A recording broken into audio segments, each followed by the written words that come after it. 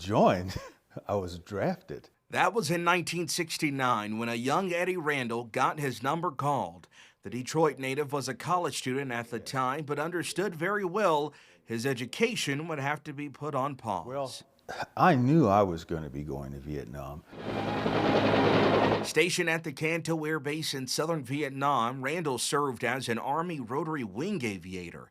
At the time, only about 2% of the Army pilots that were trained to serve in Vietnam were black. Of those 30,000, there were 600 of us. There were still struggles at home, and so for many of the black soldiers, including aviators, we were torn. Here we are fighting in another place around the world for other people's freedom, and still having to do that back home. And many have gone so far to compare black Vietnam aviators like Randall to the Tuskegee Airmen of World War II. Sometimes I get stares. People would walk up to the helicopter and look, would see my face and, step back a little bit. But they would always get in the helicopter because you were on the ground to get from point A, or you went in the air.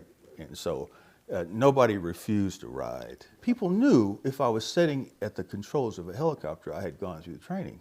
And so it was a given. But like all vets, even in an unpopular war, Randall did his duty with pride, returning home safely in the early 70s and eventually moving to Lubbock to start a family, where he's been ever since. So grateful to have the opportunity to, that experience. You can read about it, you can watch movies, but nothing compares to actually being able to serve your country. And when asked about his thoughts on honoring those like him who've defended our freedoms. So there are so many veterans who are just, you wouldn't know, because many of them don't say anything, don't mention it, but we're everywhere, just ask,